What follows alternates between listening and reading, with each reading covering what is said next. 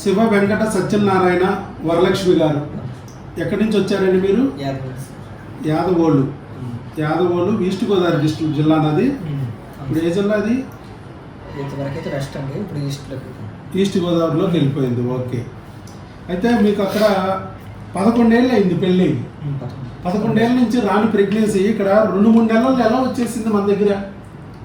అది కూడా న్యాచురల్గా, ఐవీఎఫ్ లేదుగా, ఆపరేషన్ చేయలేదుగా, ఎట్లా వచ్చింది? బయట వయసు కూడా పని ఏమన్నా మీకు చిన్నదా అంటే మీకు 35 ఏళ్ళు వచ్చింది, ఆవిడ 30 ఏళ్ళు వచ్చేసింది. 35, 30 మరి అయినా కూడా ఎలా తెచ్చుకోగలిగారు ఇక్కడ ప్రెగ్నెన్సీ?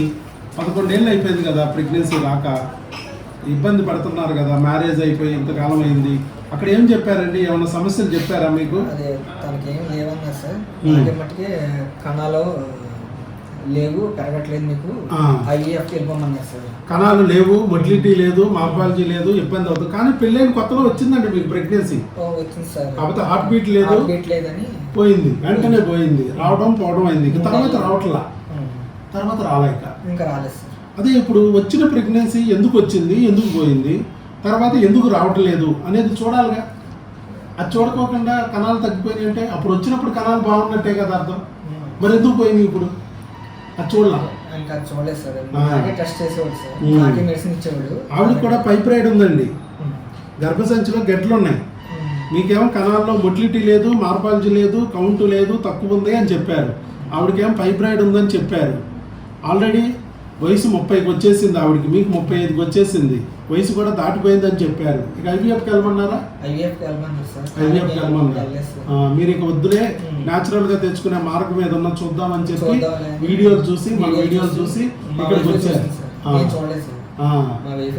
వైపు చూసి ఇక్కడ తీసుకొచ్చారు. నెల రోజులు బతిలాడింది సార్. చూద్దాం అని ఇద్దరం మాట్లాడుకుని వచ్చాను. ఇప్పుడు చూసారా మరి ఫస్ట్ 2 నెలలు దేనికి వాడారు మీరు? క్రిములకు వాడారు. అది వాడిన తర్వాత హార్మోన్లకి ఇంకెక్కువ రోజులు వాడాల, తక్కువ వచ్చేసింది, 10 రోజుల్లో వచ్చేసింది. అదే అవును, కొరియర్ వచ్చింది, అది వాడుకునేటప్పటికి వచ్చేసింది ప్రెగ్నెన్సీ. అంటే క్రిములకు వాడగానే మీకు ప్రెగ్నెన్సీ వచ్చింది. హార్మోన్ కంప్లీట్ అవ్వలే, ఇంకా 2 నెలల కోర్స్ అయిందా? అవలా, అంటే క్రిములు అయిపోగానే వచ్చేసింది అంతే.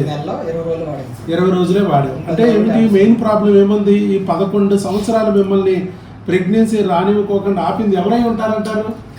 అంతేకాదు మరి ఈ క్రిములకి 11 నెలల్లో ఎవరన్నా చెప్పారా నీకు క్రిములు ఉన్నాయని? కానీ దానికి సంబంధించిన టెస్టులు చేయడం కానీ మందులు వాడించడం కానీ ఎవరన్నా చేశారా? ఎవరు చేయలేదు. అసలు క్రిములు ఉంటాయనే మాట కూడా ఏ డాక్టర్ చెప్పట్లేదు. చాలా మంది పాపం ఐవీఎఫ్లు తిరుగుతున్నారు, ఆపరేషన్లు చేయించుకుంటున్నారు, బయట నానా రకాల బాధలు నరకం అనిపిస్తున్నారు. కానీ ఒక్క డాక్టర్ కూడా క్రిముల గురించి చెప్పట్లేదు, దానికి మందులు ఇవ్వట్లేదు, ప్రెగ్నెన్సీ రప్పించలేకపోతున్నారు. ఐవీఎఫ్లు చేస్తున్నారు, ఆపరేషన్ చేస్తున్నారు, డోనార్లకు వెళ్తున్నారు, సర్గేట్లకు వెళ్తున్నారు, కోట్లు వేస్ట్ అయిపోతుంది. డబ్బులు వేస్ట్ కాదండి, తర్వాత ముందు శరీరం గుల్లైపోతుంది పాపం నేను ఇంజక్షన్లతో. మరి మీ ఆవిడకి నేను ఏమన్నా రోజు ఇంజక్షన్ ఇచ్చానా? రోజు స్కాన్కి రమ్మన్నానా? ఒక్కసారి స్కాన్ తీసాం అంతే, వచ్చిన రోజు ఒక్కసారి ఇంజక్షన్ ఇచ్చాం, వచ్చిన రోజు అంతే. మళ్ళా మీకు ఇంజక్షన్ లేవు, మళ్ళీ మీకు స్కానింగ్ లేవు. మందులు కొరియర్ ద్వారా పెట్టుకోండి, లేకపోతే మీరు వచ్చి తీసుకెళ్ళండి అన్నారు. మీరు అనుకూలం కాదు కాబట్టి వచ్చి తీసుకెళ్ళారు. చాలా మంది కొరియరే పెట్టించుకుంటారు. వచ్చి తీసుకెళ్ళి వాడుకోండి, మీరు ఇంటి పట్టు నుండి భార్యాభర్తలు కలవండి అంటాం, అంతే, అయిపోయిందిగా. సో 11 సంవత్సరాల నుంచి రాని ప్రెగ్నెన్సీని మళ్ళా రప్పించింది డాక్టర్ వైఎస్ బాబు మ్యాజిక్ ఫార్ములా. అలాగే అంతకుముందు ప్రెగ్నెన్సీ వచ్చి హార్ట్ బీట్ ఫామ్ అవ్వాల, వెంటనే పోయింది. అందుకే కదా మళ్ళీ మిమ్మల్ని రమ్మన్నాము. ఏ క్రిములు అయితే ఉంటాయో అదే క్రిములు బిడ్డని మళ్ళీ దాడి చేస్తాయి, అబార్షన్ చేస్తాయి, అవకరాలు కలిగిస్తాయి. వెంటనే వచ్చి ఆ బిడ్డను నిలుపుకోవడానికి మందులు తీసుకెళ్ళాలి అని మిమ్మల్ని రమ్మన్నా. భార్య రాలేదు కాబట్టి, దూరం కాబట్టి, అది మరి ప్రెగ్నెన్సీ పోద్దామని భయం ఉంటుంది, అబార్షన్ అవుద్దామని భయం ఉంటుంది, వేవుళ్ళు ఉంటాయి, జర్నీలు కూడా చేయలేరు. అందుకే భర్తను వచ్చా మందులు తీసుకెళ్ళమన్నా. చూడండి ఇక్కడ early intrauterine gestation 5 weeks 2 days, చక్కగా ప్రెగ్నెన్సీ కన్ఫామ్ అని ఇచ్చేసారు. కిడ్నీలో రాళ్ళు అలాగే ఉన్నాయి, ఫైబ్రాయిడ్ అలాగే ఉంది. గెడ్డ ఉన్నా బిడ్డను రప్పించవచ్చు అని చెప్పాము మనం. గెడ్డ అక్కడే ఉంది, ఫైబ్రాయిడ్ ఎక్కడికి వెళ్ళాడు, ఫైబ్రాయిడ్ అక్కడే ఉంది. కానీ మనం బిడ్డను రప్పించాం. వాళ్ళందరూ ఫైబ్రాయిడ్ కానీ ఇలాంటి సిస్టులు కానీ గెడ్డలు కానీ ఉంటే అది బిడ్డని సంగతి పక్కన పెట్టండి. ఆ గెడ్డని ఆపరేషన్ చేయించుకున్న వరకు వాళ్ళు నిద్రపోరు, మిమ్మల్ని నిద్రపోనివ్వట్లేదు. కానీ ఇక్కడ మనం ఆపరేషన్ గురించే చెప్పలేం.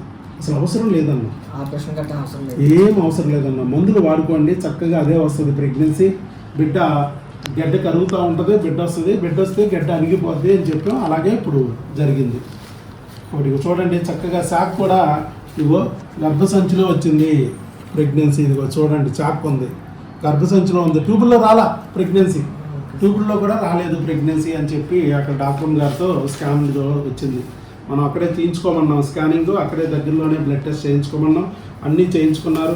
అలాగే బ్లడ్ టెస్ట్ కూడా బీటా ఈసీజీ కూడా 5 దాటాలన్నాం, 1600 వచ్చింది. 1600 5 దాటితే చాలన్నాం, 1600 వచ్చింది. ప్రెగ్నెన్సీ పక్కా. అది చూసి కంగారు పడ్డది సార్.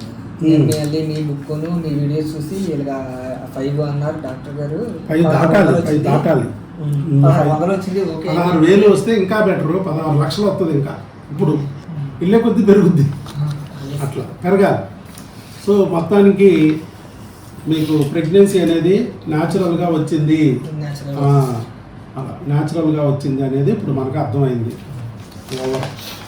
సో 11 ఏళ్ళ యొక్క మీ బాధ ఇప్పటికీ విముక్తి కలిగింది. భగవంతుడు వీడియో రూపంలో చూసి తీసుకొచ్చాడు ఇంత దూరం. ఎక్కడ చెప్పుకోలేక బాగా సార్. ఎక్కడ ఫంక్షన్కి వెళ్దామని మీకు ఎంతమంది పిల్లలు అంటే పిల్లలు లేరని చెప్పలేక ఫంక్షన్ కూడా మానేస్తున్నాం సార్. అమ్మ నాన్న వెళ్ళమంటాం, లేక మీరు వెళ్ళేరండి అంటాం. వాంతులు వికారాలు ఉన్నాయండి? ఏం లేదు సార్. ఇది పొత్తు కడుపులో నిప్పు అంటుంది సార్. కొంచెం పొత్తు కడుపులో నొప్పి అంటుంది, ఇక్కడ బ్రెస్ట్ దగ్గర నిప్పు అంటుంది. అక్కడ నొప్పి ఉందా? అవన్నీ సిరపులు రాశాను. ఉదయం రాత్రి, ఉదయం 2 స్పూన్స్, రాత్రి 2 స్పూన్స్. అవును, దానికి కూడా బిల్లలు రాస్తాను, అంగంలో పెట్టిన బిల్లలు రాస్తాను. అవి కూడా వేసుకోండి. 6 రోజులు పెట్టుకోమని అంగంలో. తర్వాత నెక్స్ట్ వాష్ కూడా ఇస్తాను. అది పెట్టుకునే ముందు వాష్